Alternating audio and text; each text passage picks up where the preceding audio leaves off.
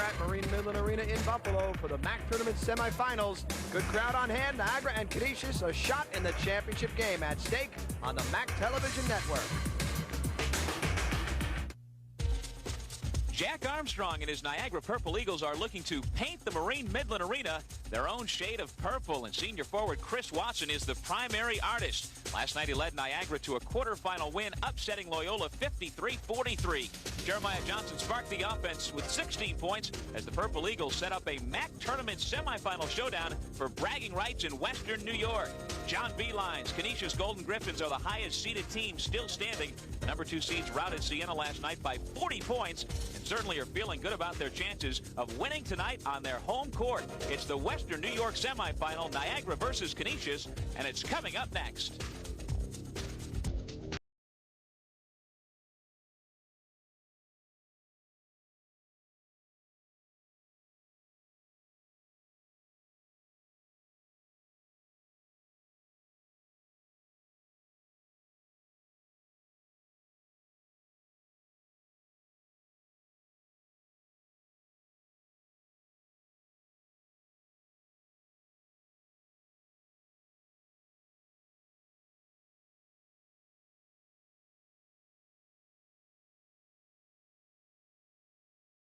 As we check what's happened so far in the MAAC tournament this weekend here in Buffalo, we see one half of the championship for tomorrow night is already set. Fairfield with another upset after taking out the number 1 seed Iona. They have just beaten St. Peter's. Welcome back, everybody, to Buffalo. Doug Sherman along with Glenn Consor. We have the matchup, the battle for Western New York bragging rights. This is what everybody wanted to see. Niagara against Canisius. The Citizens Telecom keys to the game. First for the Purple Eagles. Well, Niagara has been turnover prone all season. They're going to have to focus their efforts on taking care of the basketball in transition and in executing a half-court offense. Now, defensive intensity is really what got Niagara to where they are in this tournament. They did a great job maintaining their defensive intensity. Canisius is the type of team that goes deep into the 35-second clock. They're going to have to be there in the final 10 seconds of that 35-second clock, and the guy that can really do it defensively is Jeremiah Johnson. Did a great job on the great Jason Rowe, freshman sensation from Loyola. He's one of those guys that can get in the lane and create off the dribble for the Purple Eagles. Jeremiah's just got to keep the turnovers down. Meanwhile, the Citizens Telecom keys to the game for the Griffs. Well, it's no secret what strengths Niagara has. Niagara's excellent with that 3 low-post offense, so Canisius is going to have to do it on the boards. They're going to have to pound the defensive boards. That's going to prevent transition. More importantly, they're going to have to try to deny the ball from going into the blocks. But the guy that everybody's talking about, and he's much more than just a Flintstone character, is Bam Moore. He's the general, the top point guard, clearly in the MAAC conference. Bam is just running the show. He's able to finish in transition, able to get in the lane, and he's one of those point guards that just makes everybody around him just that much better. So we've got a senior point guard against a couple of young point guards for Niagara. Everybody in this joint will have a vested interest in who wins. Everybody wants to see Niagara against Canisius. It should be jumping. Oh, no question about it. The Battle of Buffalo and Paul Cormier. I wonder what Paul Cormier from Fairfield is going to look like with that glass slipper. Okay, this is the game when everybody wants to see the Western New York bragging rights. Who will win, Canisius or Niagara? This is the home floor for the Golden Griffins. The Purple Eagles very familiar with this floor, and so there should be really no home court advantage when these two get together. The winner will go to the MAAC championship game tomorrow night against Fairfield. Stick around. We've got the starting lineups and the tip-off next on the MAAC Television Network.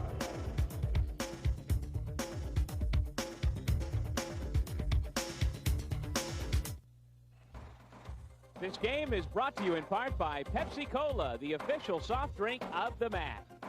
By Citizens Telecom, the official telecommunications company of the MAAC.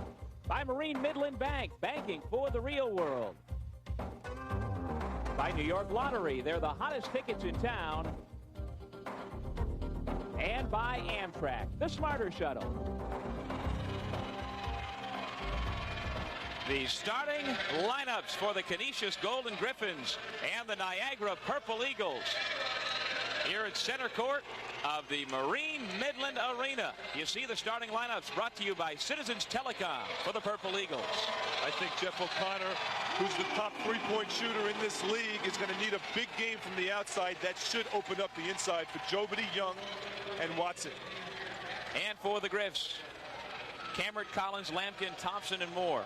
And Lampkin had a monster game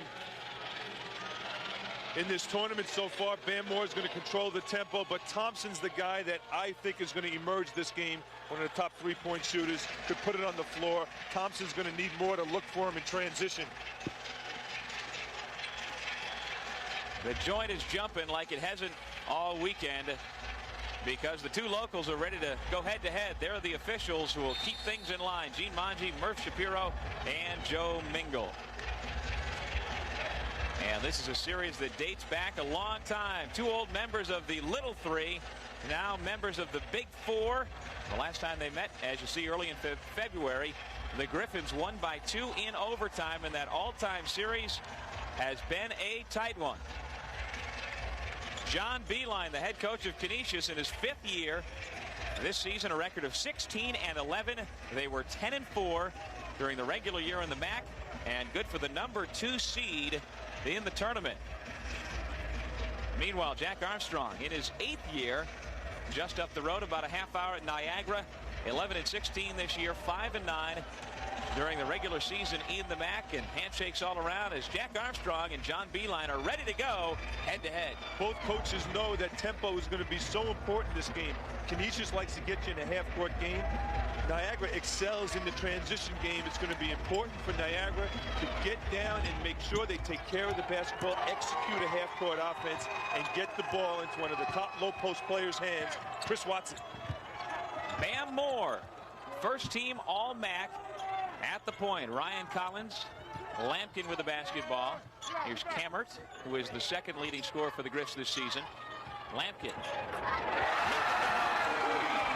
Canisius on the board first.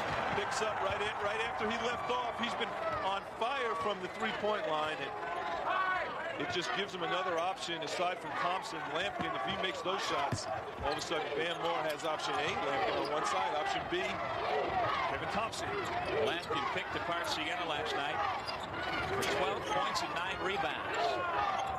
Just underway, Griffs on top. Purple Eagles with their first possession.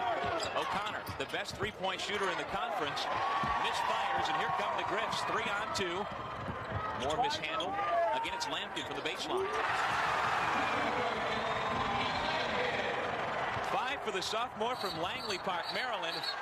And a traveling violation against Niagara's Chris Watson. Well, it was a good thought and good push by Niagara. Watson just got a little excited. Call for the travel. Defense couldn't get back on time anyway. That's what you want to do, obviously, pushing on made and missed baskets. Niagara trying to get their transition engines running. Here's Lampkin, guarded in the man-to-man by Watson.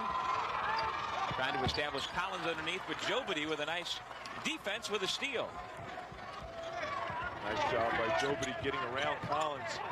Jobity's got that, he's got quick feet. He can get around that big 6'11" body of Ryan Collins. Speaking of Ryan Collins, who I have called and labeled the Rip Van Winkle of the MAAC conference. Kind of goes to sleep a little bit during the regular season and just emerges as a tournament player. Mr. March.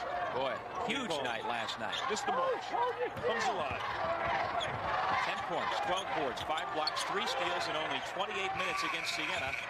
As the 35-second shot clock wound down, Johnson missed on the 3. Here's Kevin Thompson, Canisius' leading scorer this season. Canisius is more than just a half-court offensive-oriented team. They're very good running the transition game, getting into that secondary break. Lots of space, lots of time, lots of net. And lots of Bam Moore.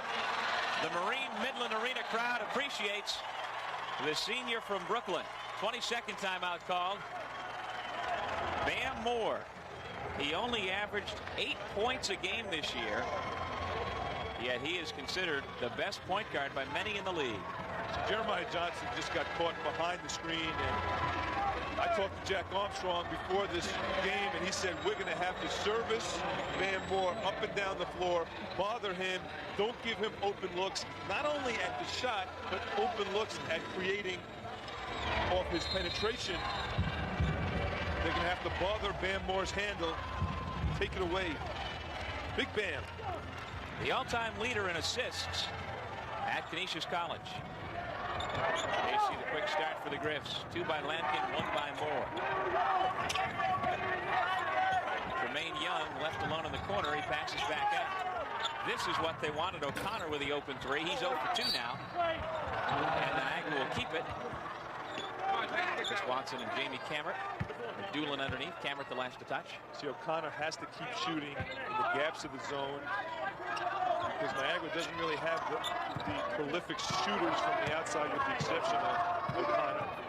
Johnson can hit a few, but he's better at creating and penetrating into the gaps of the zone. It's a 2-3 zone set. You'll see the ball is passed to the wing. The forward will take the first pass, then he will bump down and slide down, and then the guard will take it. That's nice.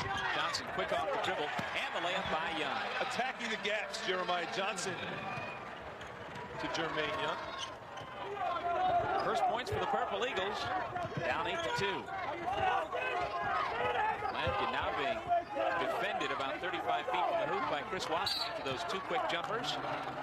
O'Connor the last to touch. Jeff O'Connor playing the passing lanes, and it's an area of his game that Jack Armstrong really has allowed in. Area he's improved on, something he's worked at. Defensive threat up to this point in his senior year.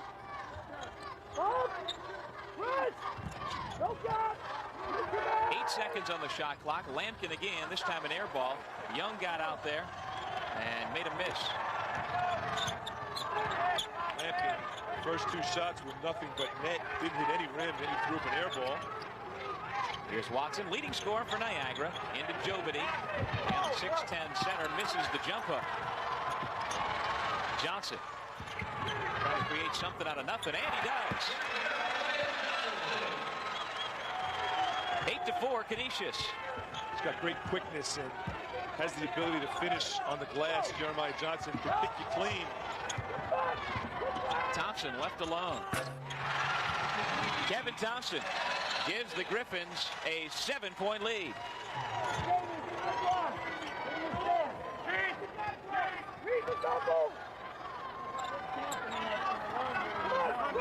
2-3 set. Match up on the shooters. Young, he has 4 points. They got a triple big man threat offense right now with Jobity, Young, and Watson. And Young's going to need to come up big. Quite often, Watson attracts so much attention that Young just is wide open on the blocks, and he's got to make sure he finishes in there. The big fella's done a good job up to this point in conference play. Cammert for 3. That goes up and over. So far this game just as we expected. Canisius trying from the outside, Niagara pounding it inside, and so far it's been all Golden Griffins. They lead 11-6 with a timeout on the floor. We'll be back with more MAAC basketball after this. This copyrighted telecast of the Metro Atlantic Athletic Conference may not be retransmitted, reproduced, or rebroadcast without the express written consent of the MAAC. Welcome back to Buffalo, everybody. Niagara against Canisius for the right to meet Fairfield. Yes, Fairfield at tomorrow night's MAAC championship. Basketball heads in the stands. Fired up, and John Beeline establishing a little different strategy that Niagara's trying to establish right now. 0 for 3 from 3. And Canisius wants to do it from the outside. As you can see, Niagara's trying to establish their game on the inside blocks, and working the boards is Watson and Jobity. Lampkin and Young got tangled up. No call. Bam Moore with the dribble. 11-6. Golden Griffins on top. One of the things that makes Bam Moore such a good ball handler in the open court is he stays down nice and low. Look how low he is all the time. Every time he gets into his move, he's down crouched, nice and low. The ball's low below his knees. And he just goes flat out, goes by people. And you talk about speed. Jeremiah Johnson with the ball's got it. Off the mark, but there's Watson. Senior from White Plains, New York, with the layup, his first points of the night. This is an offensive rebounding machine. Niagara has 3 weapons on the offensive boards. Watson, Jobity, and Young. Putback players, all 3 of them. Purple Eagles in the man-to-man. Nifty crossover. See how low he stays in the crossover? The crossover is below his knees, so you can't take it. Thompson, with 12 on the shot clock, buries the jumper. He's got 5. Everybody talks about the offensive prowess of the guards of Canisius, Moore, and Thompson, but I think they're the 2 best defensive tandem guards in the league. Good on-ball defenders, good deflection players. Know how to play the passing lanes. Sitting back in the zone right now. 12 seconds to shoot. Inside to Young. Air ball. Lampkin has the rebound to Moore. Bam Moore dribbling with the head up, trying to find a teammate. 12:55 left to go in the half. Lampkin penetrating, dropping off to Collins. He was blocked, and he'll go to the line for 2.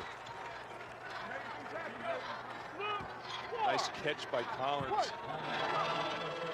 Inside. These little internal passes sometimes are tough to catch. Collins kind of pulled it in and wrestled it in with one hand. He goes up strong, and we talked about the emergence of Ryan Collins in the MAAC tournament. Historically, he usually comes to play, and he's not a shot blocking 6'11" guy, but he's one of those guys that kind of alters shots and doesn't pick up silly fouls inside, and he battles.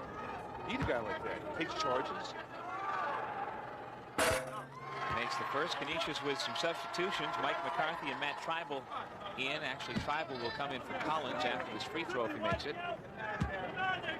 And Calvin Murphy Jr. has come in for Niagara at the point, replacing Jeremiah Johnson.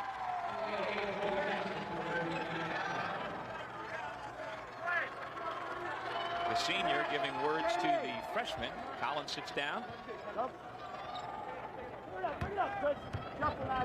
15-8, Canisius on top. Canisius out of the zone, into the man. They're going to force Calvin Murphy to put him on the floor and force him to pick his dribble up and look for traps.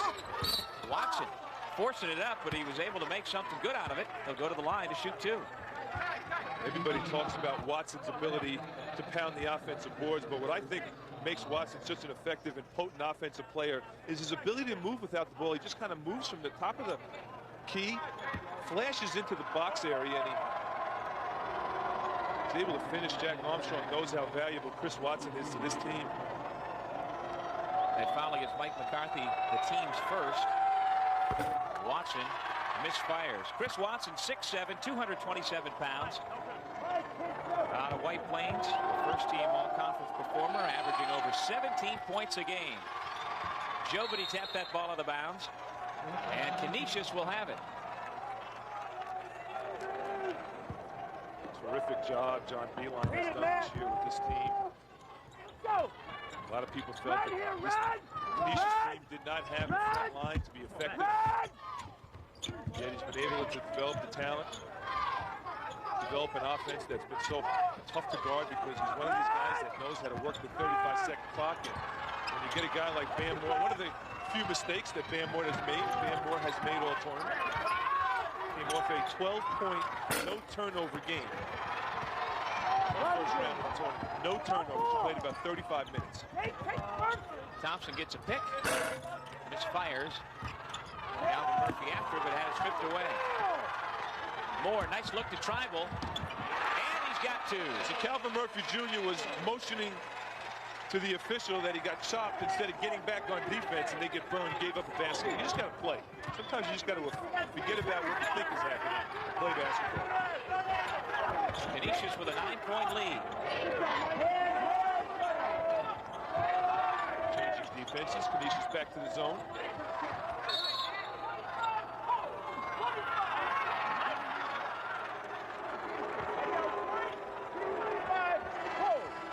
Foul against Mike McCarthy of Canisius, and he'll go out, and we'll go out as well from the Marine Midland Arena in Buffalo. Timeout on the floor with 11:22 left in the half.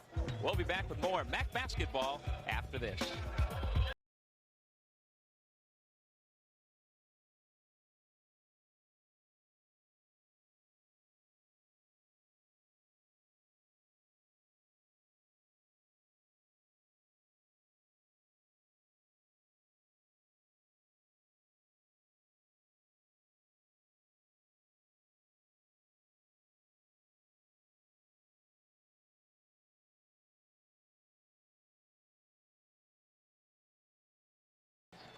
controlling your emotions becomes so important. You see Calvin Murphy might have got hit up top. Van Moore picks it up. Instead of looking around to see who's open and who's available underneath and getting back on defense, Moore makes the play. And that's the type of thing, Doug, where you just got to get back. You got to see who's around you. Just play basketball. All right, let's send it over to the third member of our crew, Howard Simon. Guys, Jack Armstrong talking defense in the huddle that time. Last night, 43 points in the whole game to Loyola. 17 points in less than 9 minutes here. He told him to stop the dribble penetration. Back to you. Thank you, Howard. And that dribble penetration is coming from you-know-who, Van Moore. Makes great decisions on the floor, very poised and savvy. And he's helping his teammates get open looks there at 60% here in the early going. 9 minutes in, Nate Bernowski in there. Watson, and Chris Watson again, Bernowski in there.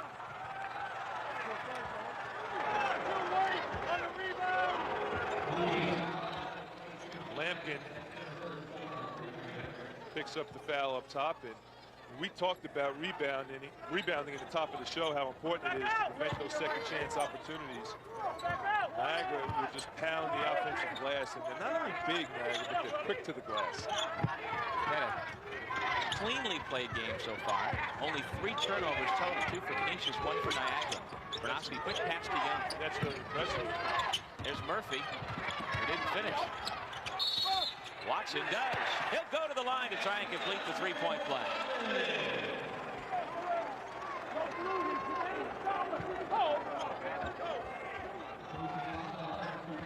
Calvin Murphy Jr. does a nice job getting to the lane. Just could not finish.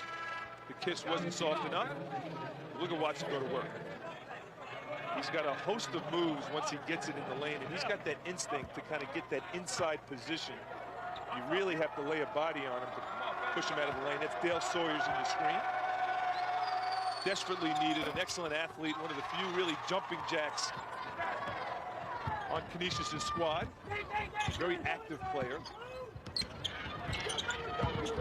Moore, look away.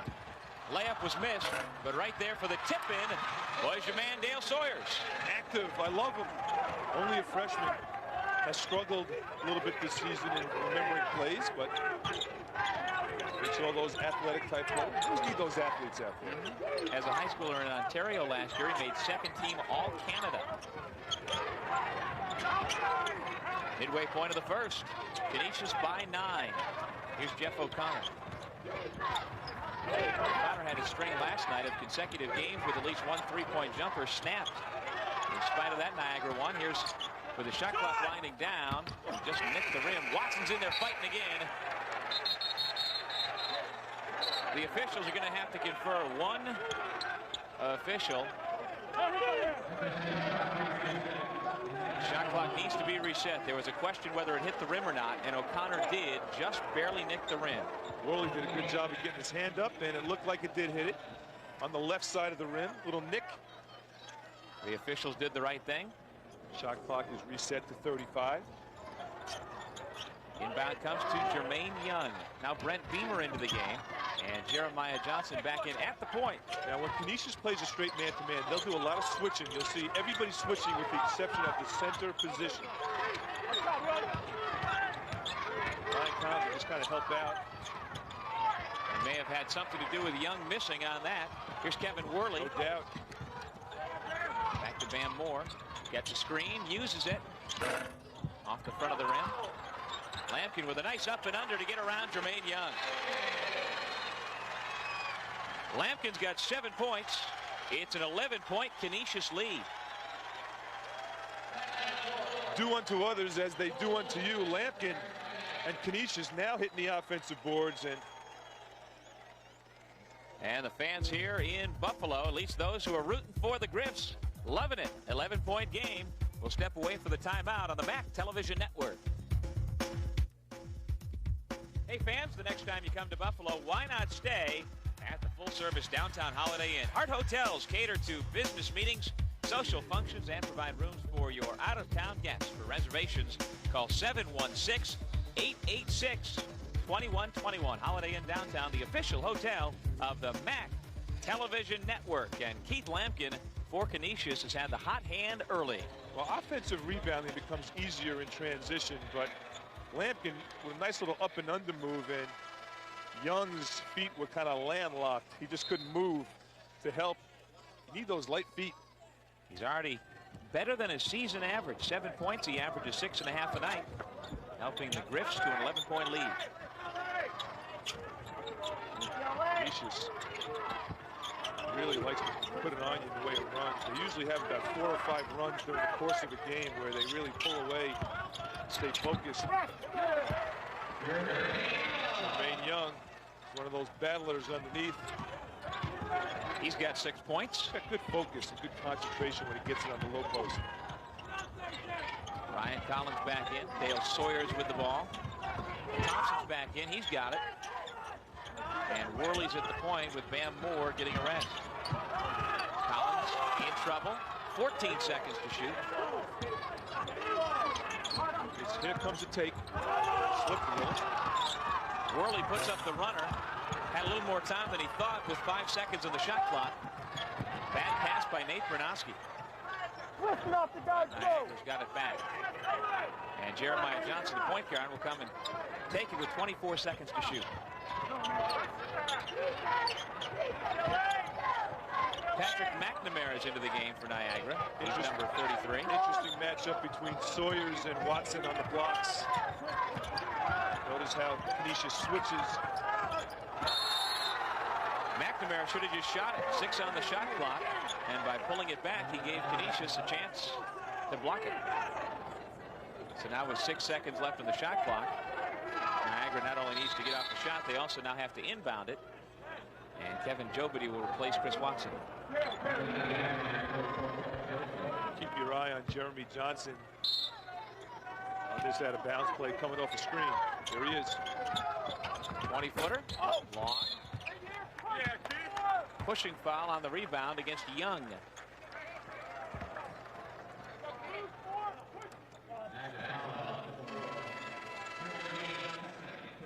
That's his second.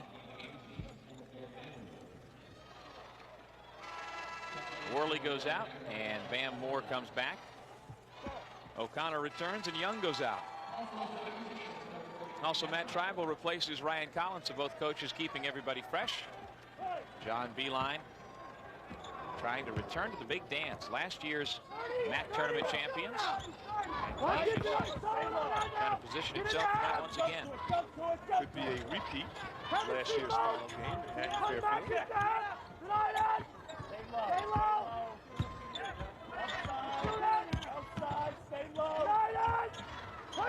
12 seconds left in the shot clock. Canisius Fairfield.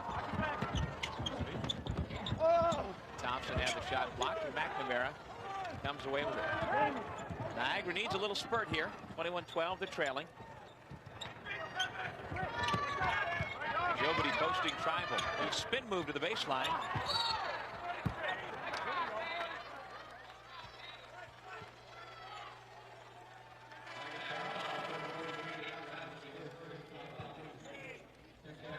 Dobrich just comes from flying in your screen over the top. Anytime you lunge like that on rebounds, coming from the top of the key area, you're going to get called for it.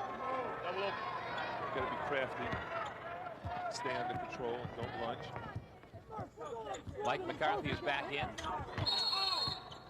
Another whistle. Well, the first, I'd say 10-12 minutes were real clean. Not too many turnovers, not too many fouls. But the last 3 or 4 minutes have really slowed down.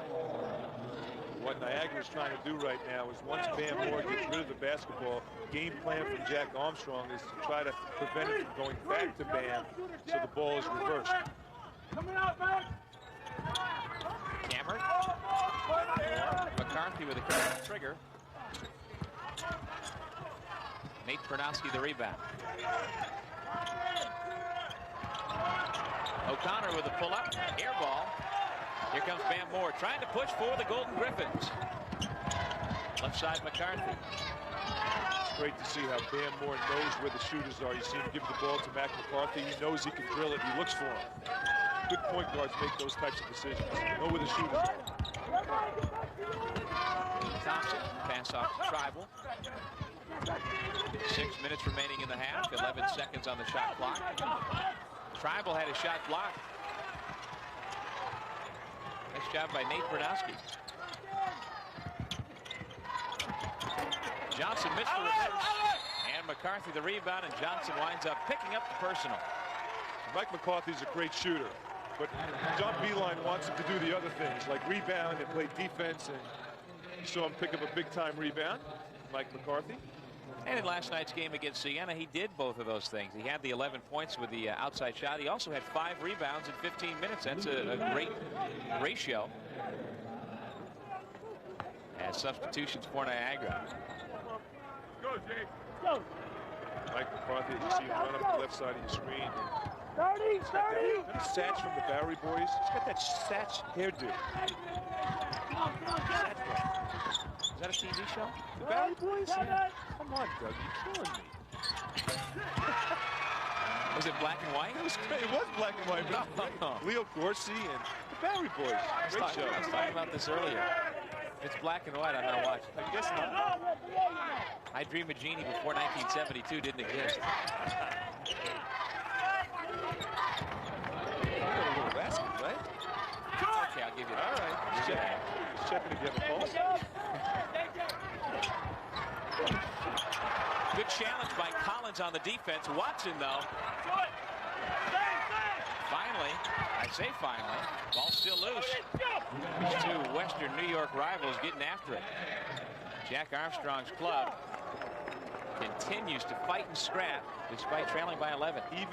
Even with the 11-point lead, I think John Beeline is concerned about the offensive rebounding that Niagara is putting to Canisius. Watson just so strong that Cameron just can't wrestle it down. He just can't hold on to it. Johnson just dives in nicely. That's what you call a 100% commitment to get on those loose balls, get those floor burns. Giving it up for the team. Luke Dobrich is into the game. He's number 5 for Niagara. Under 5 minutes to go in the first half. There's Johnson. Defense by Canisius, but Watson finds a seam and lays it in. I was just about to say that the perimeter defense was shifting well, but if you continue to swing the ball around, eventually somebody might open up.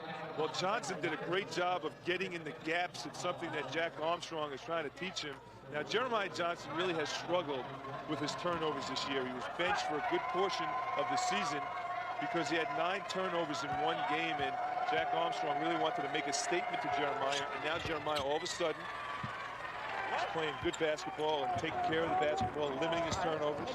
Although on that play, he was successful at something we scolded him for. Leaving his feet. Leaving his feet. That time he happened to find one of his teammates before he landed. There's Jeremiah trying for the steal. Couldn't quite get there. Shot clock at 16. Bam Moore. Nice extension, but didn't get the roll. Collins does. I love watching Bam Moore. He kind of lulls you to sleep, and he's got those great little hesitation shakes. 4 minutes in the half. Johnson lays it in. Lefty finger roll. 4 points for Jeremiah. It's 25-17. Purple Eagles down by 8. Johnson's really attacking the house, the paint, that paint area of the house. McCarthy spins on Dobrich. He's got the height advantage.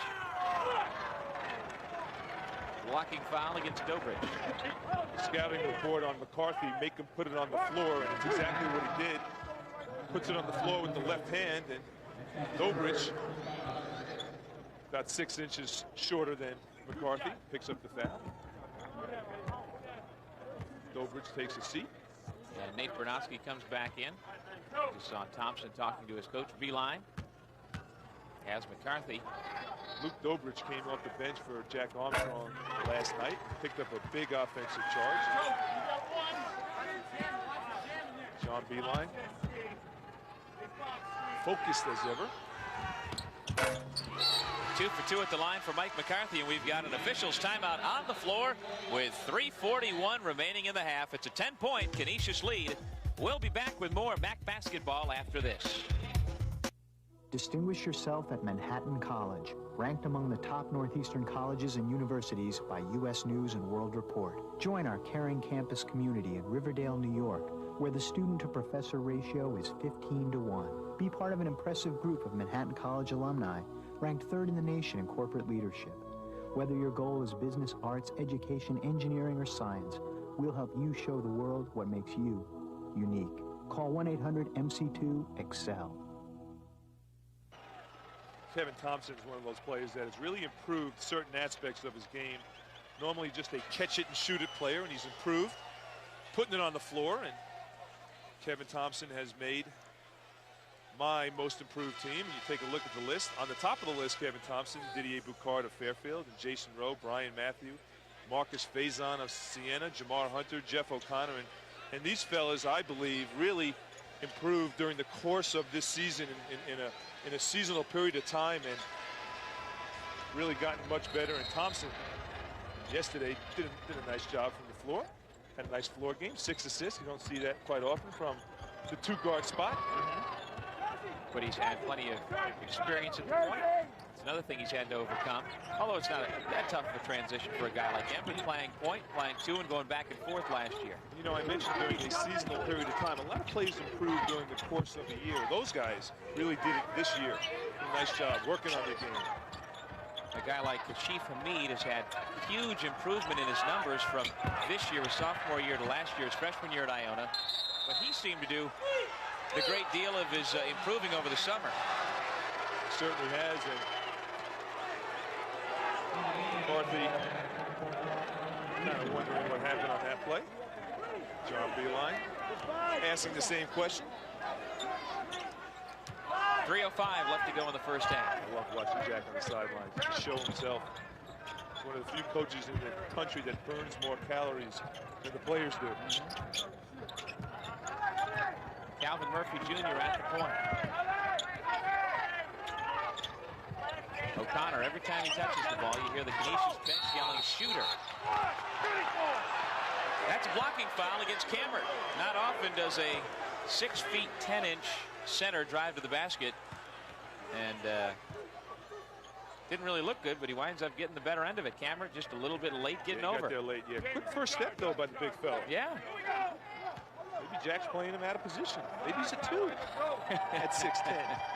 6'10" too. I like it. Say that to Jack after the game. I want to see the reaction. Jobity with his first points of the night, or point I should say. He's from Toronto, only a sophomore, great tools and great hope for the future. 2 points for Jobity. He was the #1 shot blocker in the conference this year, over 2 per game. Moore on Murphy, little leaner. Collins got fouled by Watson, and he'll go to the line.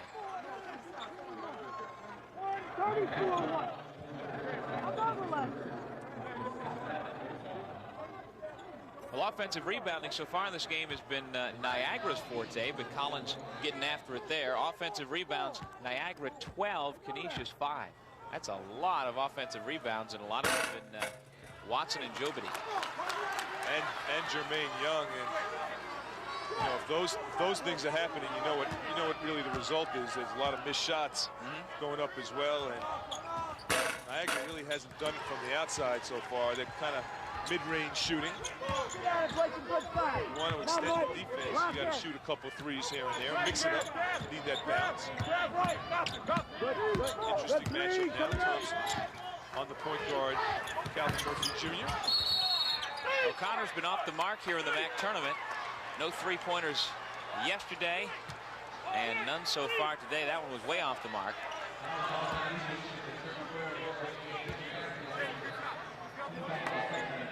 Foul against Cameron. Cameron picking up 2 quick ones, and keep your eye on Cameron, your lower screen, as he kind of lunges in. Picks up the quick one on the reach. Dale Sawyers has come back in for Cameron. Jamie Cameron is sporting those kind of mini Scott Pollard sideburns.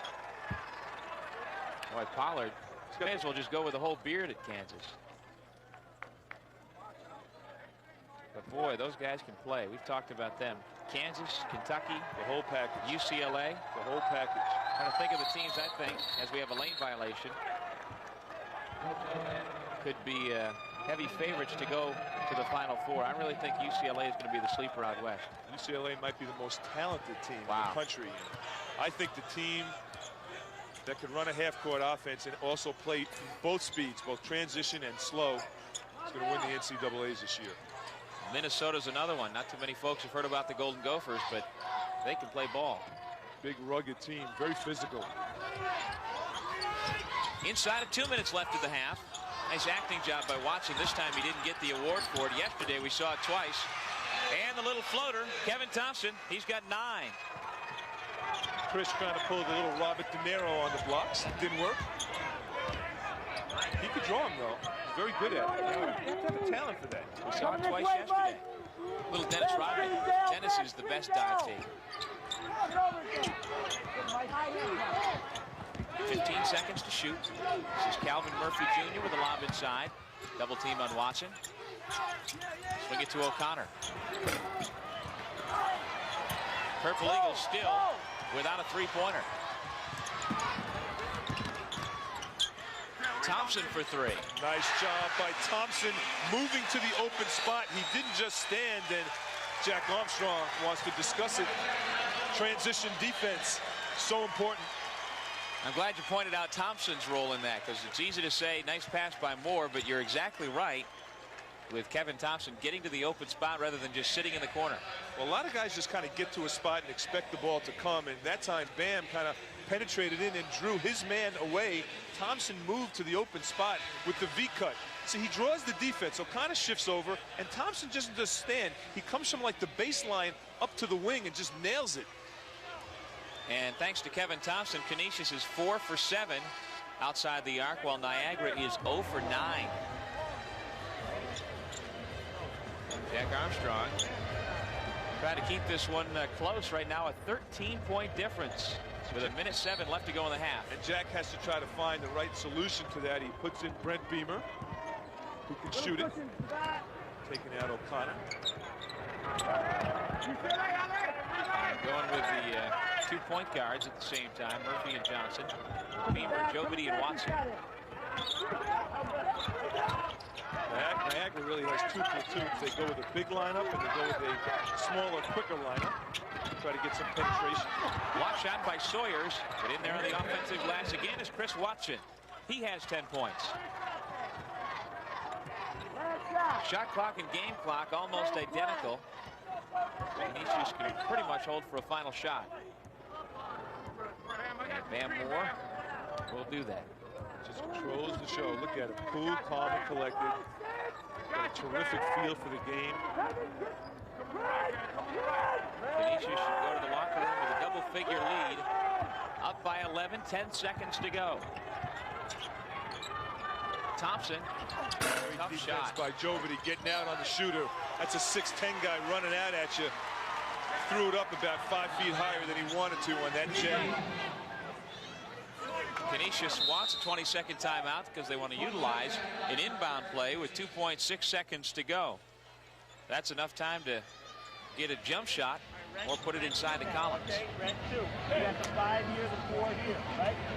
So much of Canisius' offense is determined by how Bam Moore gets in the lane and penetrates. And when all else fails, he's one of those guys that can make something out of nothing off his penetration. Leading scores for Canisius. Thompson has 12. Lampkin 7. Collins 5. Moore 3. Sawyers and McCarthy 2 apiece. And for Niagara, Chris Watson with 10. Jermaine Young 6. 4 for Jeremiah Johnson. 2 for Kevin Jobity. And the Purple Eagles are going to need more offense from other guys in the second half. Thompson, air ball. And that is the first half of play. Canisius with an 11-point lead. The winner of this game will play in the MAAC championship tomorrow night against Fairfield. And Jack Armstrong's Purple Eagles have their work cut out for them. Doesn't look like a guy trailing by 11. We'll take a break. We've got plenty coming up for you at halftime. And we'll be back with it on the MAAC Television Network. What a weekend we're in the midst of here in Buffalo at the Marine Midland Arena. The MAAC tournament And this is the second of our two semifinals tonight. Fairfield won the opener, and Canisius leads at the half 33-22. And you see the Stags with a sub-500 record waiting for the winner of this one. And the Griffs are off to the good start. Welcome back, everybody. Doug Sherman along with Glenn Conser and Howard Simon as well. And Canisius was the better team in the regular season. They're showing it now, even though we have seen this tournament prove that the better team during the regular year isn't always the one that comes out well, but Canisius is looking like a #2 seed. Well, they have clearly controlled the tempo so far in the first half. They've taken away the transition game of Niagara. Niagara has typically all season scored most of their points in transition. Now, all of a sudden, they're scoring most of their points on putbacks. They've done a nice job hitting the offensive boards, but Canisius really has controlled the tempo. They're making outside shots. They're going inside out first. Bam Moore is controlling the tempo. I think Niagara has to find a way to really start to bother and get to Bam Moore and get some possessions. Maybe sprinkle a little three-quarter court traps. Maybe full court pressure, 2-2-1, zone pressure, full court man. Find a way to mix up Bam a little bit. And that might be a dangerous thing to do because of the veteran leadership in the backcourt, but it may be what they have to do. I think so. And I think Kevin Thompson also is one of those guys that can take control of this game. I think in order for Jack Armstrong's team to get back in it, they got to find a way to get the ball back and get into transition basketball. Well, we talked about Bam Moore all year long. He is a first-team All-MAAC selection. We'll take a look at that team when we come back to Buffalo. Our score at the break, 33-22 on the MAAC Television Network. What a weekend we're in the midst of here in Buffalo at the Marine Midland Arena, the MAAC tournament. And this is the second of our two semifinals tonight.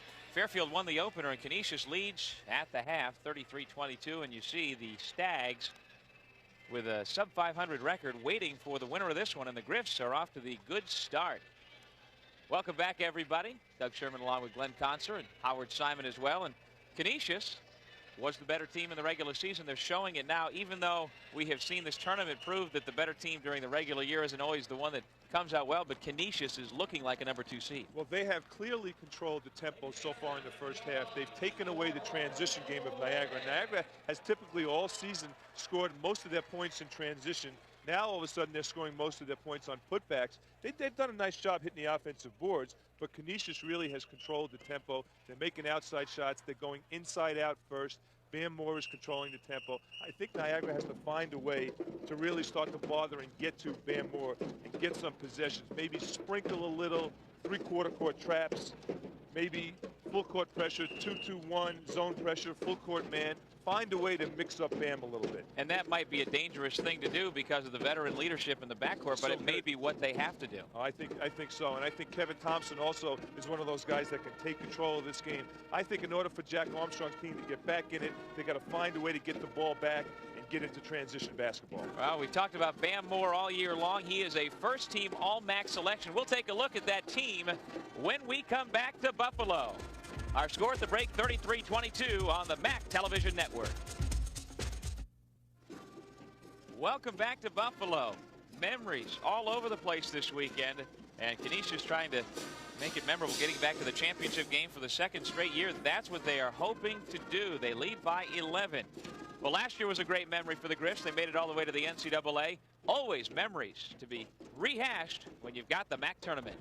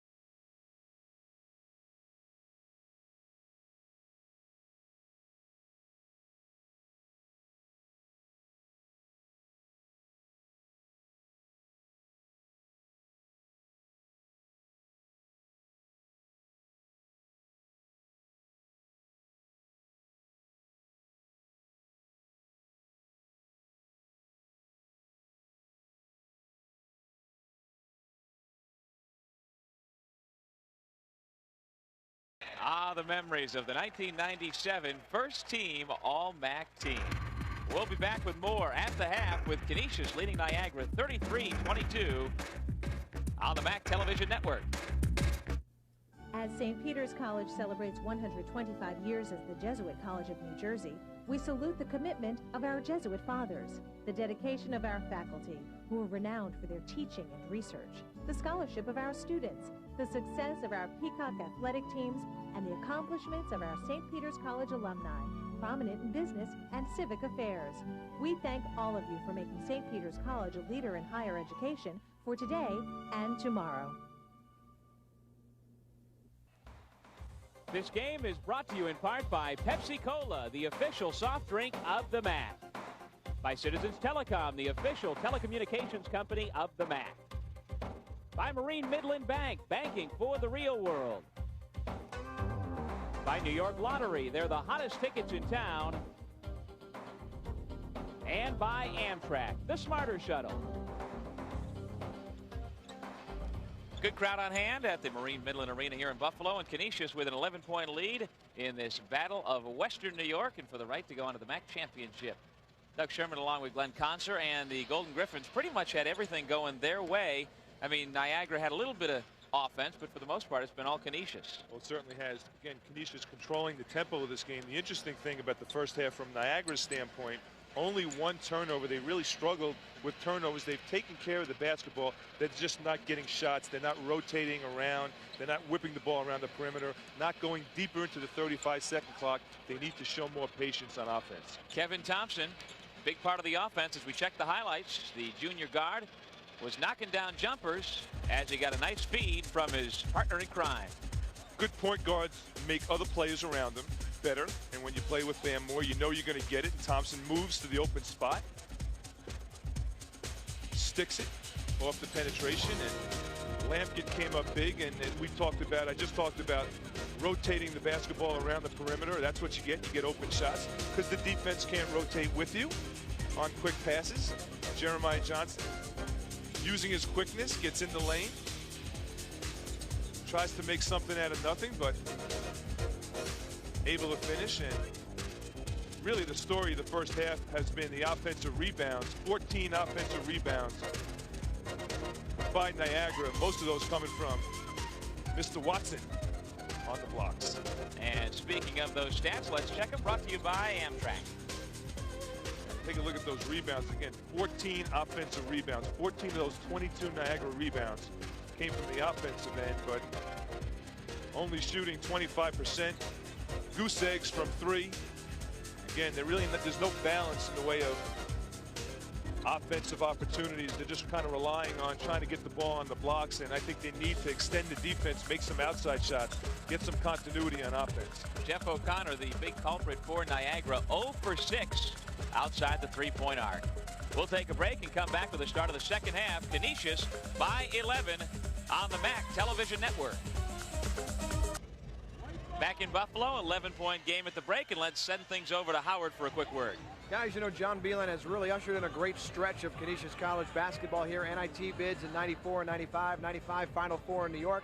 Last year, their first NCAA tournament berth in 40 years. And now, Canisius 20 minutes away from a second consecutive trip to the MAAC tournament final. From the stat book, Niagara went trailing at halftime, guys, 2-14. Back. Thank you, Howard. That not a great stat. Chris Watson, 10, leading the way for Niagara. Canisius, meanwhile, 12 for Thompson. Turnover. Here come the Purple Eagles. Jeremiah Johnson starting at the point. Out there with Young, Watson, O'Connor, and Vernosky getting the call. Jobity not starting here in the second. Here comes Kevin Thompson with Lampkin on his left, but he goes that way. Missed the layup. Collins tried to tip it in. He just ran right by you, Johnny. Got it. He just ran right by you. Get him off the board. Big fella handle. He's got some skills. Missed opportunity by Canisius, 3-on-1. You want to finish those. Nice move by Jeremiah Johnson. He's got 6. He really has been taking it to the rack all tournament, able to finish. He's got that great quick first step.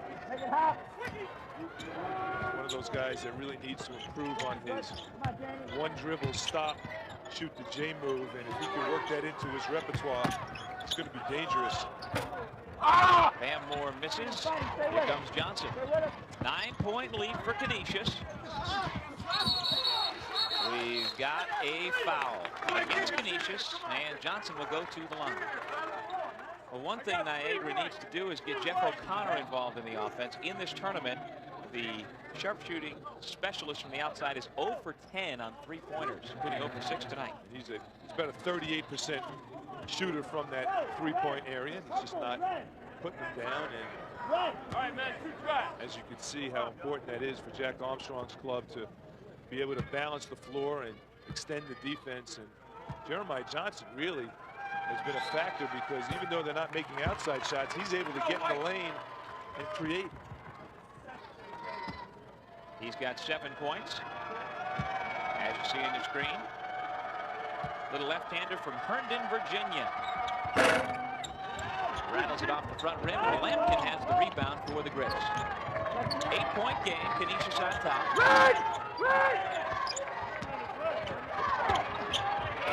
Cameron with the deuce. Terrific pass from Collins, 6'10", putting it on the floor, drawing and dishing. It's usually the other way around for Ryan. Back up to a double-digit lead for Canisius.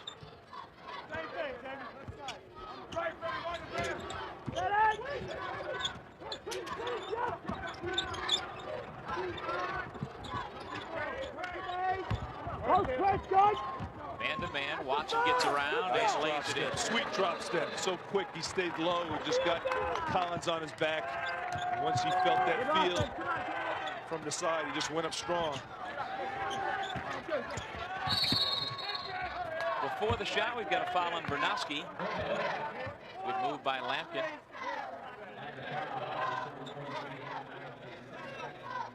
That's his second. Nobody has 3 fouls yet in this game, unlike the first part of our doubleheader, where St. Peter's and Fairfield both had several players in double figures. St. Peter's losing that game.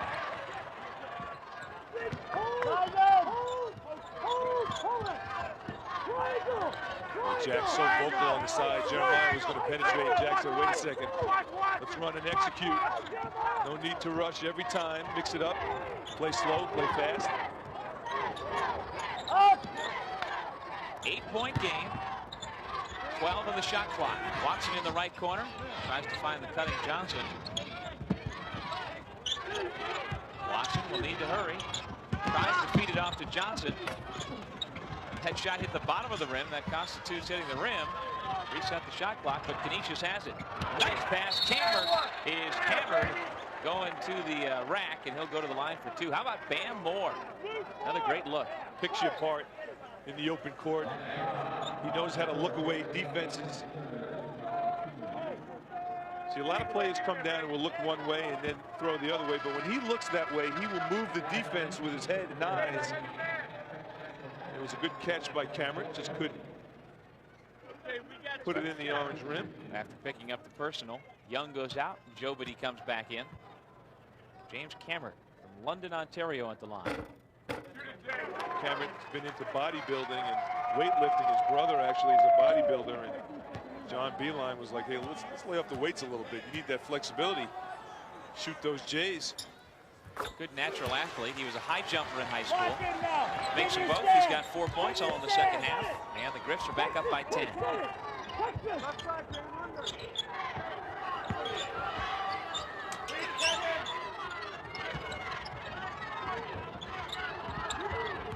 Collins really just kind of staying behind Jobity on the blocks. And I think it's a wise move to put Collins on Jobity and Cameron on Watson. Cameron's a little stronger than Collins. Battle Watson a little easier on those low post plays. Jobity, little jump hook. That's his first field goal tonight. I think Jobity heard me. Niagara trading baskets in the early going here in the second half.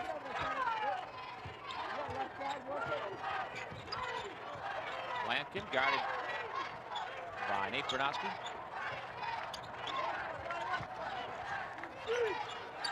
Here's Bam Moore. Nice pass to the cutting Lampkin, but a foul on Watson.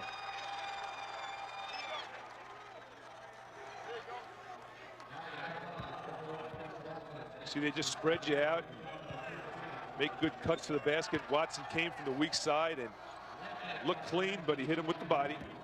Looked clean up top.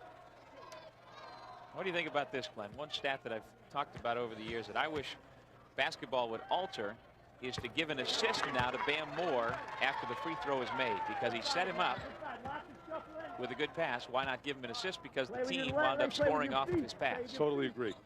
It's a great call, Doug, and I agree with that. Wouldn't be in that position unless Bam Moore made the pass. That's 9 for Lampkin.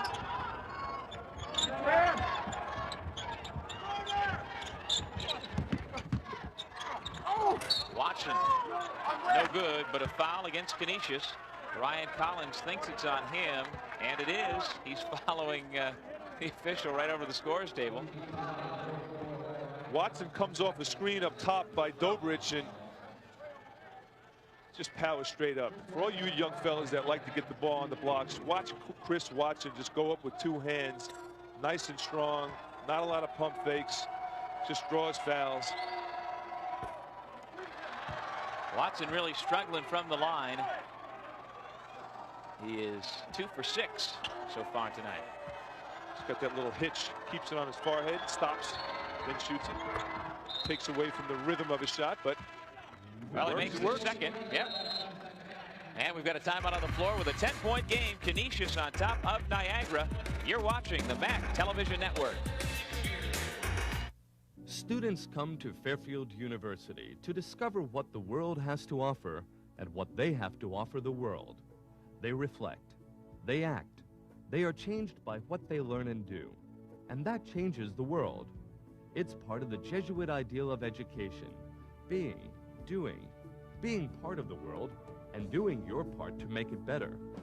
At Fairfield, giving back is an important part of life, and almost everybody volunteers during their 4 years to put learning into action. Fairfield courses allow students the freedom to explore. Fairfield professors lead by example. Ideas transform experience, and there is no substitute for experience. That's why Fairfield gives students so many opportunities to extend learning beyond the classroom. Fairfield University, where the world of the mind and the real world meet. Back in Buffalo at the Marine Midland tournament. 9-point Canisius lead early in the second half, and Niagara will need Jeff O'Connor to step up. He has really struggled. We talked about it this tournament. Last year's MAAC tournament, same kind of struggles from the outside. Ouch. 0 for 21 from outside the arc in the last 2 years. Break the ice, Jeff. That's the guy who won the Citizens Telecom Long Distance Shootout Award this year. It's a good time right now to break the ice because Niagara really needs his outside shooting. Man. Over here, then, over Need here. a nice pick to break that streak. Oh, yeah.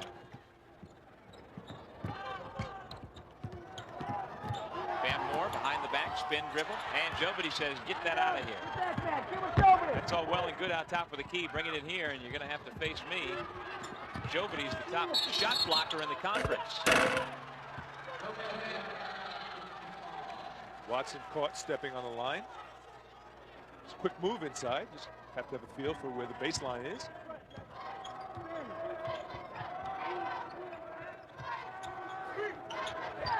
Niagara picking up the shooting here in the second half, 3 for 5. Rebounds are even so far in the game, 21 apiece. Kevin Thompson, the great equalizer. He's been hitting his three-point shot. He now has 15 points.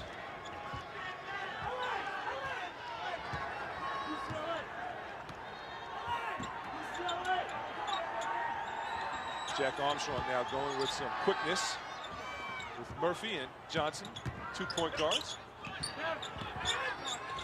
I really think Calvin Murphy Jr. is more suited at the 2-guard spot. Watson with the layup. Matt Tribal took a pounding. No call on the play. Watson now with 15 points.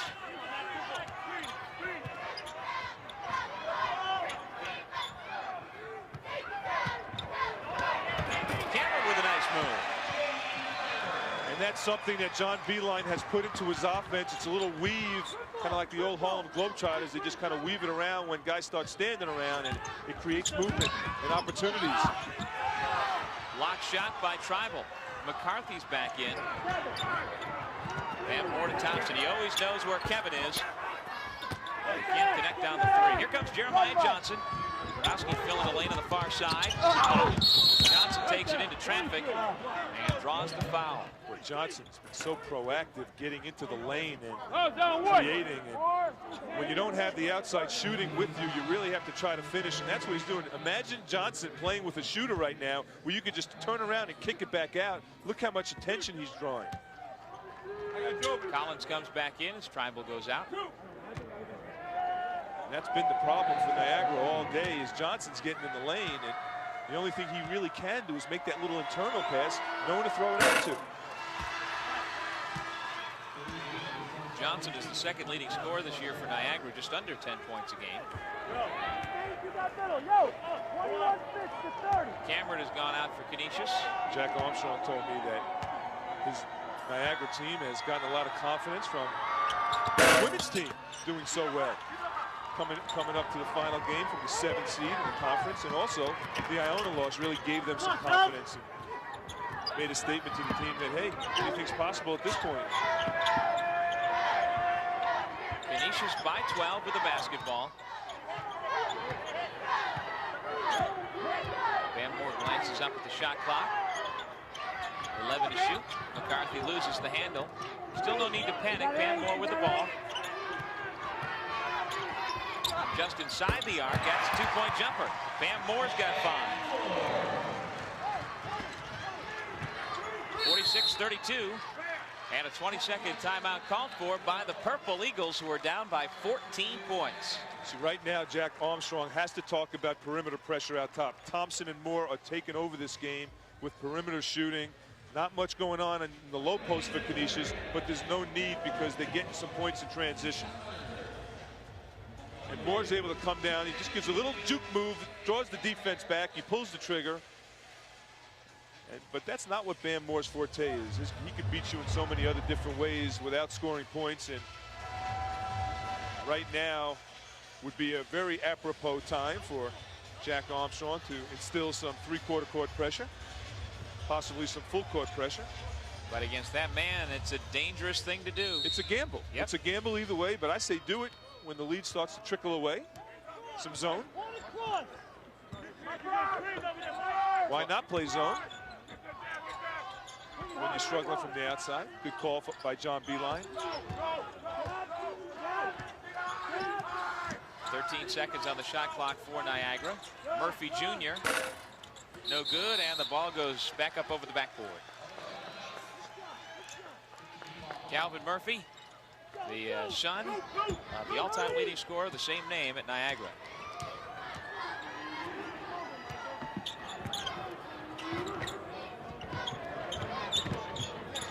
Collins swings. Thompson, nice look inside McCarthy.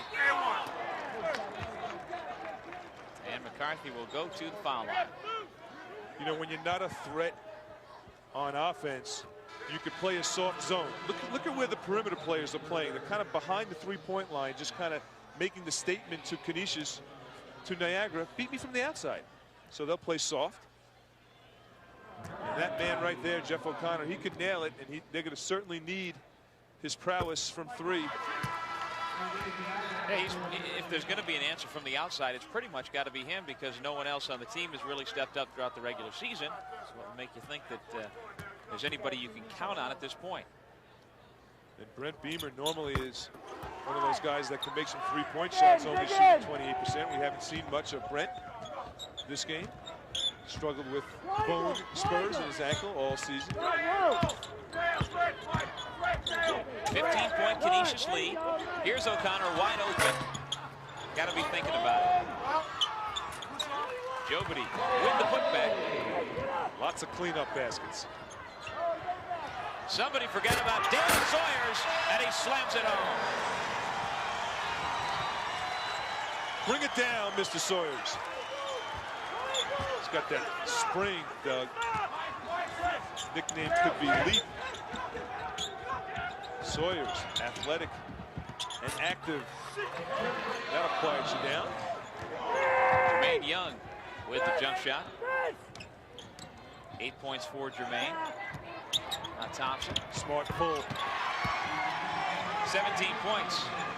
That's what I think, and I'm sure you would agree, that more players should do. Rather than force it right at the defense, pull up and take the open shot if they're giving it to you. No doubt about it. You kind of got to drive hard at him, brings the defense back, and just pull the trigger. Easy shot, 7-foot shot, under control, and that's the key.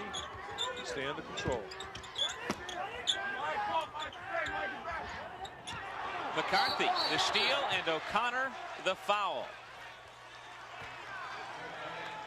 15-point game, and you can start to sense Canisius is right on the cusp of putting it away. Watch McCarthy step into the passing lane. Now, O'Connor did not step to the ball either.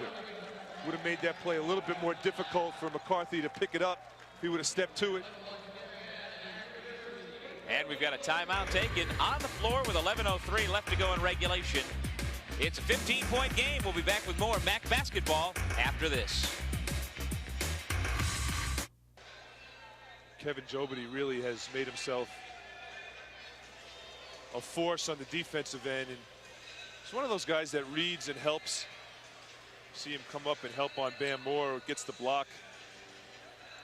So important to help on the penetrations, and Kevin Jobity has made my all-defensive team, along with who I feel is the best defensive player in the MAAC, Mo Segar and Jeff Walker from Siena, and Mr. Moore from Canisius, and Milt Williams, who I thought has really done a terrific job in his career, the defensive end, Loyola. Here's your Niagara trap. They're trying to chase down Bam Moore. I think if given time, Glenn, that Consor All-Star team is going to rank right up there with those Vitals and Madden. I could see your name right up there with those guys. You think so? Can you envision it? Absolutely. Neon lights? Not quite as flamboyant as those two, but certainly they're in that level. The defense is extended now. Look at Calvin Murphy working on Bam Moore. O'Connor hawking McCarthy. Nice job. Oh, that's great. Bam saw the switch. He had Jobity and his eyes lit up like a stop sign, and man, he just took it right at him. That's the problem we talked about. We said Niagara needed to pick up the defensive intensity. They've done it. Bam Moore's the one guy who really can make you pay. Come on. Quick move by Kevin. Jobity with 8. Like to see that.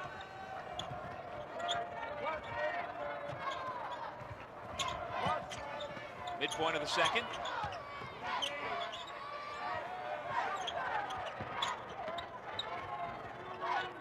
They just don't panic. They don't rush.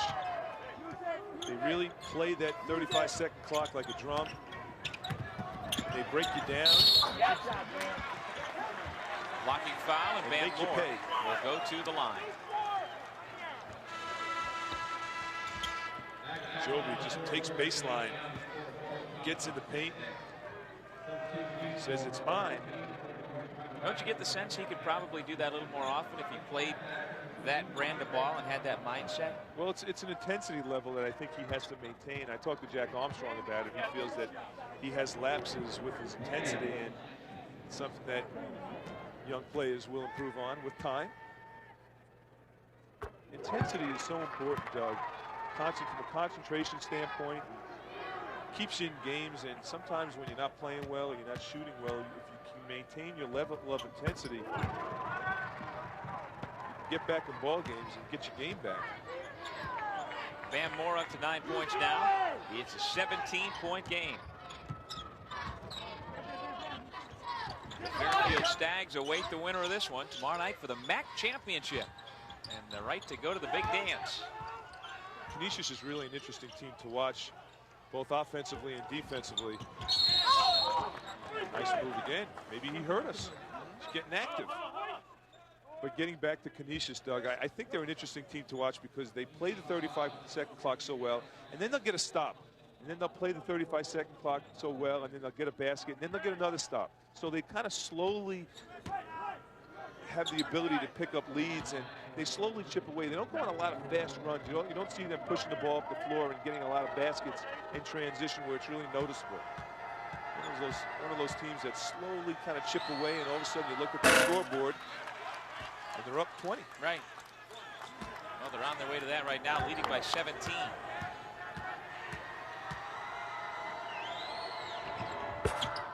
Jobity hits 1 out of 2. He's got 9. Chris Watson leads Niagara at this point with 15 points. The Purple Eagles are trying for the trap. O'Connor, or rather Beamer, was late coming up on that trapping attempt.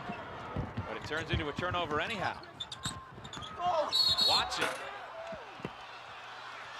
Nice save by O'Connor in transition, or maybe it was Beamer, as Murphy's pass was a little bit offline.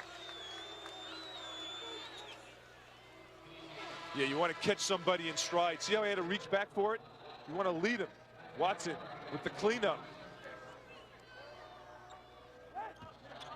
Cammer got there too late. Tribal goes out, replaced by Collins. Niagara now 7 of 16 from the foul line tonight. One thing Niagara has not done this game is they have not made it difficult for Canisius to reverse the basketball. Once Bam Moore gets rid of the basketball, you have to make sure it doesn't get back to him, so Canisius' offense stops, so they can't reverse. When Canisius starts reversing around the perimeter, they become so difficult. Ball you man, Kevin. Ball you man. See your man, or he'll pick you apart. Great backdoor play, and Collins with the flush. Ball you man, that means see the ball, see the man.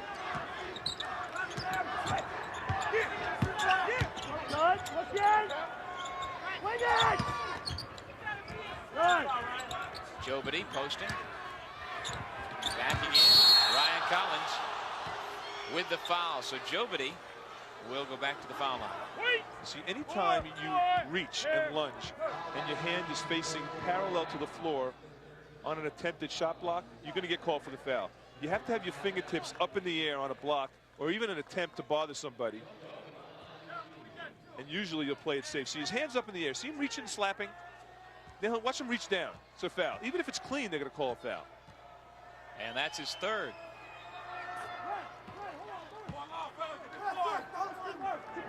Jobity's in double figures now. Moore, Thompson, Cameron, Lampkin, and Collins, the starting 5 out there again for Canisius.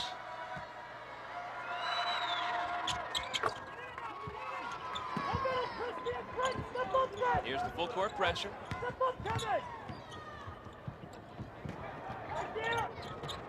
There you go. No dribbling, just pass the ball between 2 seniors and a junior, and you break the pressure. Nice job by Collins. You've got that big fella that can pass as well as Collins. You can pass over guards' heads, and it's a nice weapon to have. Breaking the press. That's the time to go behind your back in traffic. Just couldn't finish.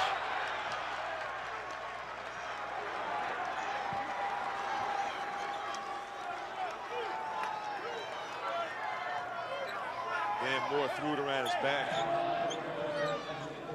Like the ball had a string. Watch the reverse, the change of direction. See, a lot of guys go around their back, but they don't change direction. That's the key. Bam could change direction when he goes around his back or through his legs. For all you kids that are out there watching, don't go through your legs and don't go around your back if you're not changing direction. It doesn't do anything. Make yourself a threat. 4th foul on Watson. He goes out. Boy, if this is the end of his Niagara career, what a career it's been. One national magazine before last year, before he was a junior, called him the most overrated player in the conference. And, he read that and went out and certainly just proved that the last 2 years. First team all conference. I think Watson's underrated, if you ask me. I think he's one of those guys that doesn't get enough credit for what he brings to the table. Timeout has been taken. 7:43 left in regulation. 57-41 Canisius. We'll be back with more MAAC basketball after this. What are those stories? That about people. Let's try an interval of about 15 milliseconds. Because that's half of what the PISA was.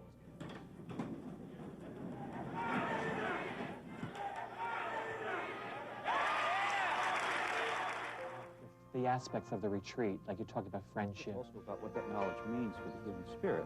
I know that students are concerned about it.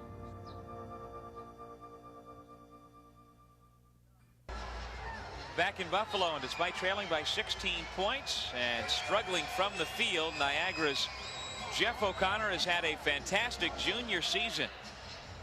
As we mentioned, he is the Citizens Telecom long-distance shooter champion, followed by Kevin Thompson, Greg Francis, Brian Matthew, and Jeff Walker. Citizens Telecom, the official long-distance and telecommunications company of the MAAC.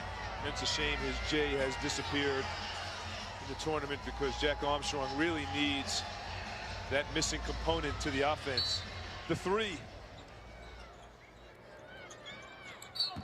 Van Moore was fouled by Johnson.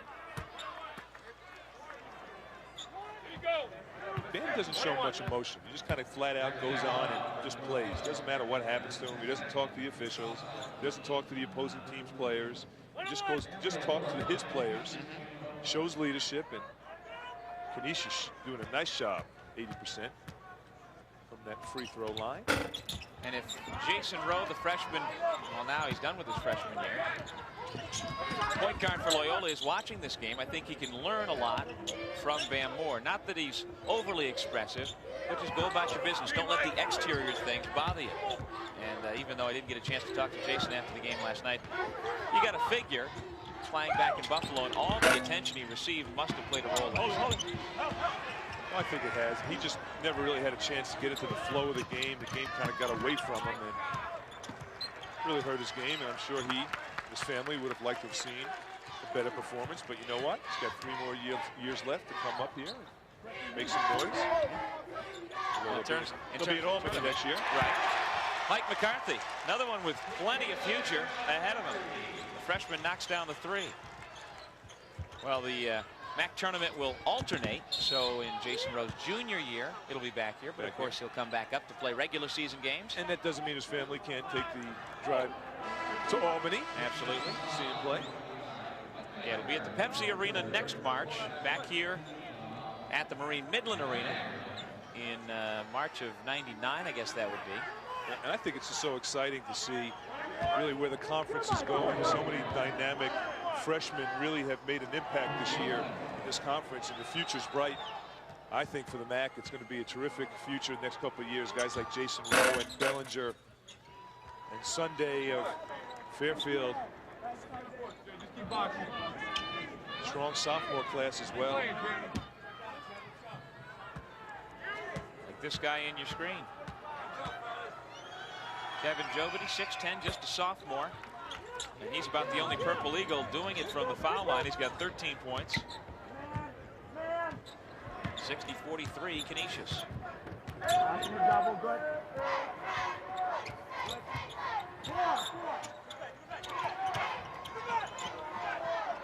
Still goose eggs for Niagara from 3. Telltale story right there. Can't rely on 3, but you can't just rely on punching it down low either. Gotta mix it up. Need that chemistry. McCarthy, airball. Thompson had it stripped away, and it's a shot clock violation. Niagara will get it back.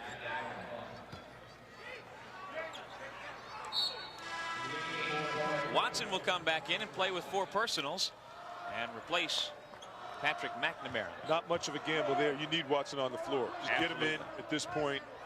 6 minutes left in the game. You need Watson's ability to do it on the blocks. Good time to get him back in.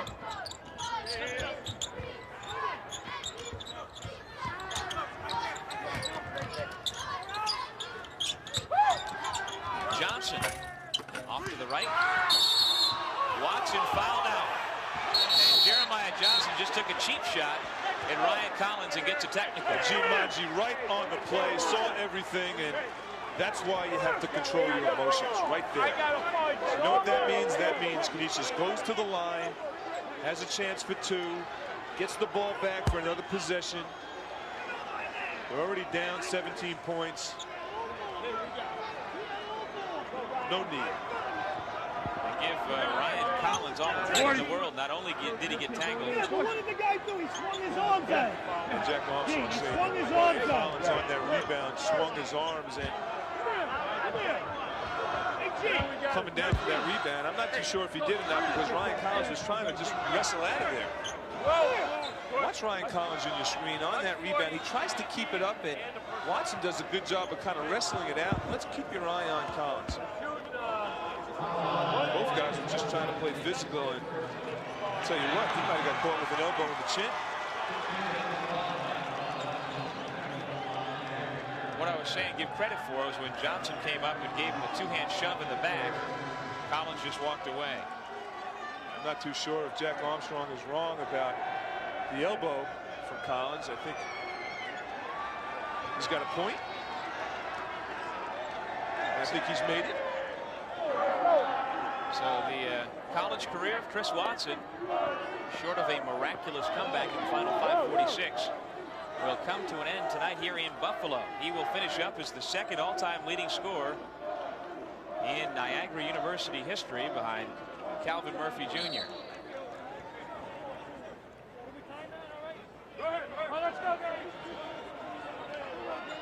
There you see Chris Watson, number 21.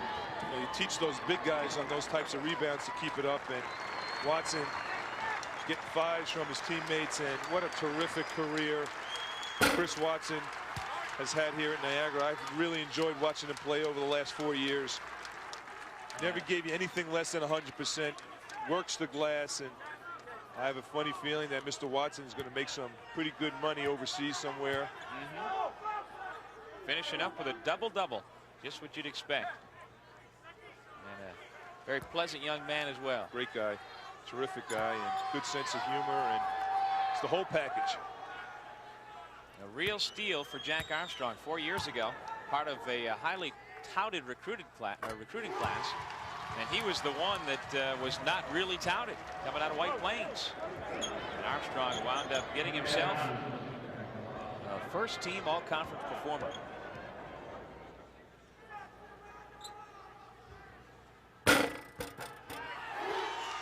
Thompson makes the first.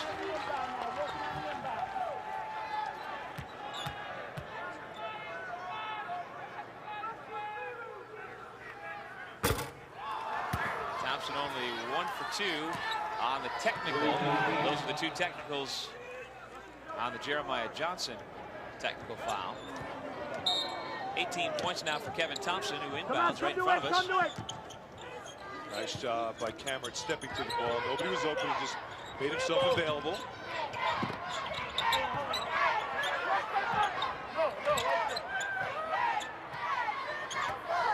Screen. No bad screen. You gotta make penetration on that, man, so you can go it. 5:23 left to go. Pick and roll. Collins for 3. Yes, the big fella knocking it down. Look at Ryan Collins having a good time. Just got engaged. And Mr. MAAC tournament himself. Mr. March nailing the 3. Don't forget the assist from Bam. Officials trying to keep things from getting out of hand. Certainly looks like we're going to have a repeat of last year's final game in the MAAC. Canisius and Fairfield. We'll see if Paul Cormier looks attractive in that Cinderella dress. Certainly looking good up to this point. Never thought Paul would look good in the dress. No.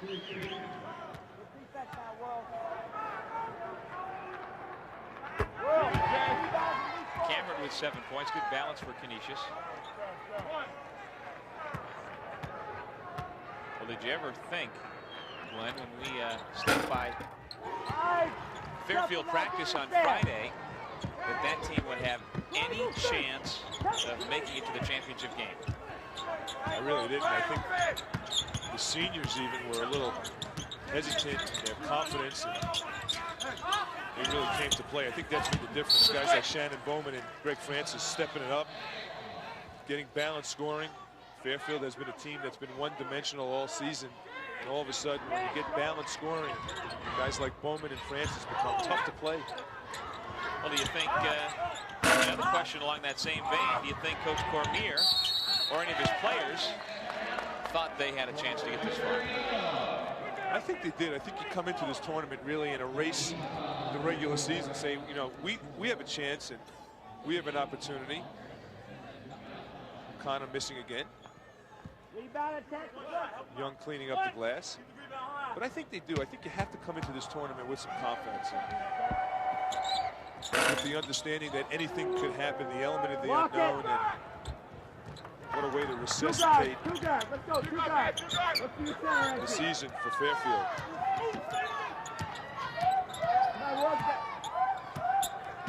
Well, they'll have a national audience tomorrow night on ESPN for the MAAC championship. And you know for a fact that every year there are a couple of teams that sneak into the NCAA tournament, and they've got records that just make you scratch your head. But that's the way it's set up. McCarthy hits a two-pointer. And tomorrow, Paul Cormier and the Fairfield Stags will have the attention of the nation as they try to become one of those teams, one of the big Cinderellas. And boy, only 10 wins on the year, and they could be going to the big show.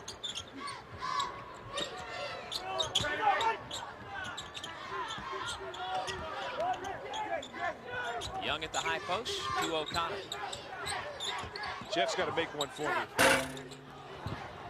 Just for his own self-confidence going into the offseason. Jobity with the follow slam. He's got 15 points. Have that ball, man. You got all that work you do right now. You got to have that ball. One. Now you got to go behind. Those plays out on the sidelines. Go behind when you have to. Go behind. Working some time off the clock. See, what they do is they just kind of lull you to sleep. They bring you out nice and high, and then they attack. But while they're killing some of that time, they're making crisp passes, making smart decisions, not just killing time. Hammer at the rebound and a fresh 35 for Canisius. We talked about the high basketball IQ of Shannon Bowman in the first game, but Bam Moore probably the highest basketball IQ in the conference. Just knows when to attack, has a good sense of tempo, when to push it, when to slow down, when to lull you to sleep.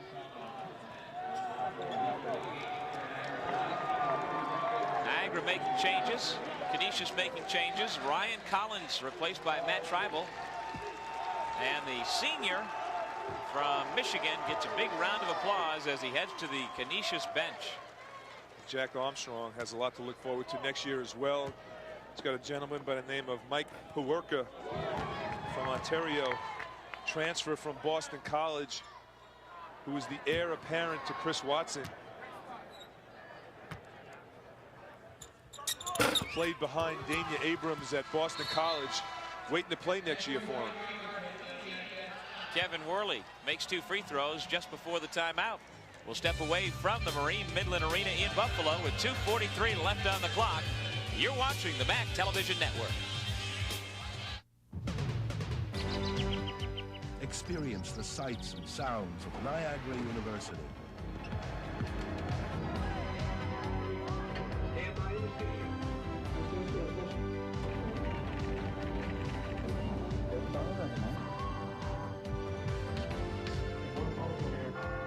For a visit, call Niagara University at 286-8700. You'll love what you see and hear. Doug Sherman and Glenn Conser back in Buffalo as the Canisius Golden Griffins have taken the battle out of this Western New York battle. They led 33-22 at halftime, and Bam Moore has been in the midst of it all. The senior from Brooklyn has put on a floor show. He's got 9 points and pretty much doing just what you'd expect him to do. A host of assists, but his ability to control the tempo of this game, he just kind of works the tempo. When he wants to play fast, Canisius plays fast. When he wants to slow down, they execute and work. You say a host of assists, 12 to be exact. That ties his career high. Jobity the lamp. So 9 points and 12 assists for Bam Moore.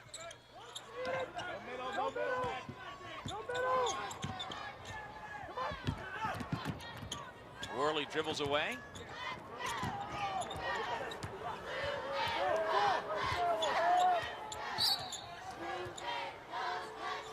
Foul on Calvin Murphy.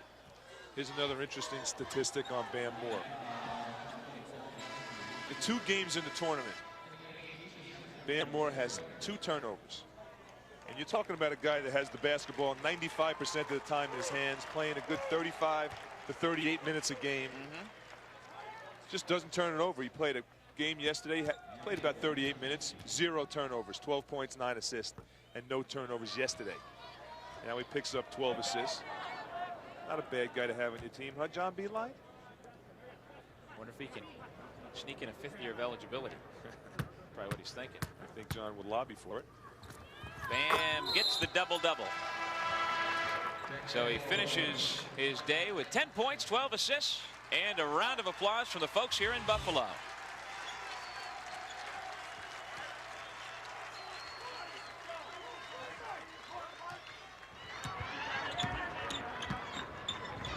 Two minutes left in regulation. Murphy hits. Calvin Murphy Jr. shot that one from Calvin Murphy, senior country. Deep. Nice execution by Canisius, getting the ball to the middle of the floor and kicking it to the wing and attacking the diamond press of Niagara.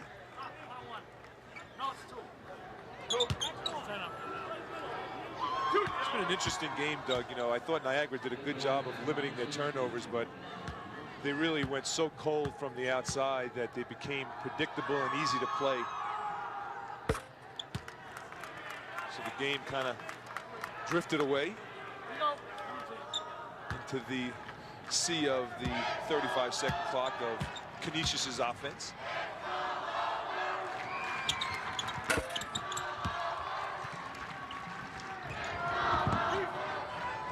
Inside a minute.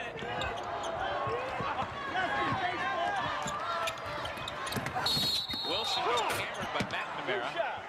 An intentional foul. Now this will give us a moment to let you see our New York Lottery play of the game. And wouldn't you know it, the seniors from Canisius involved. Bam Moore to Ryan Collins. And the big fella throwing it down. That was our New York Lottery play of the game. New York Lottery supporting education since 1967. Collins finished with 11 points. Bam Moore 10. Kevin Thompson 18. As Wilson hits 1. Cameron scored 7. Lampkin 9. McCarthy 8. Worley 6. And Mr. Dennis Wilson's got 2. With it being an intentional foul, it'll be Canisius ball. Eric Woot will inbound. Leading scorer for Niagara, Kevin Jobity 17, Chris Watson 15, Jermaine Young scored 10. That was about it.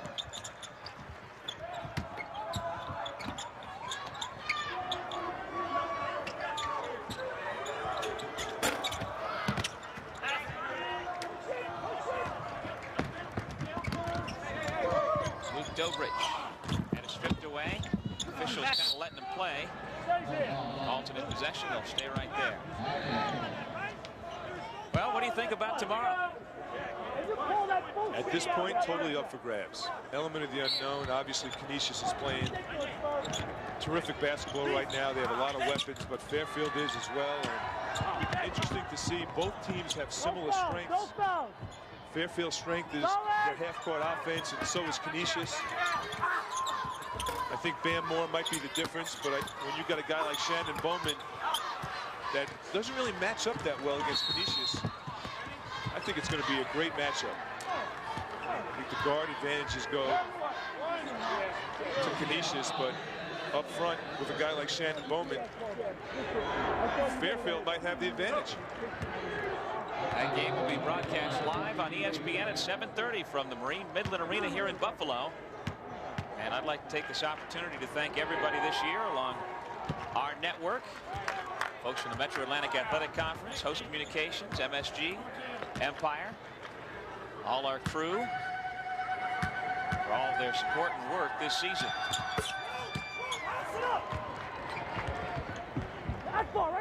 8 and 2/10 seconds remaining.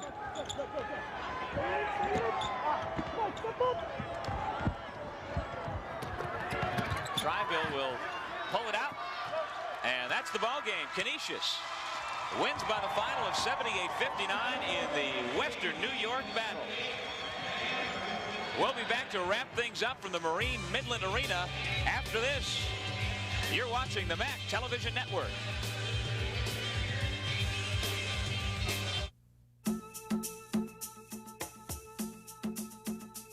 College isn't a destination. It's part of the journey of your life. Iona College, an oasis of achievement just minutes from New York City. Small classes, a commitment to academic excellence, and professors who have one goal, to help you exceed your goals. All in the tradition of the Christian Brothers. And it all begins with one phone call, 1-800-231-IONA. This game is brought to you in part by Pepsi-Cola, the official soft drink of the MAAC. By Citizens Telecom, the official telecommunications company of the MAAC. By Marine Midland Bank, banking for the real world. By New York Lottery, they're the hottest tickets in town. And by Amtrak, the smarter shuttle. Well, there's your matchup tomorrow night in the Metro Atlantic Athletic Conference postseason championship game. The number 8 seeded Fairfield Stags will take on those folks right there, the Canisius Golden Griffins, coming up with a 78-59 victory.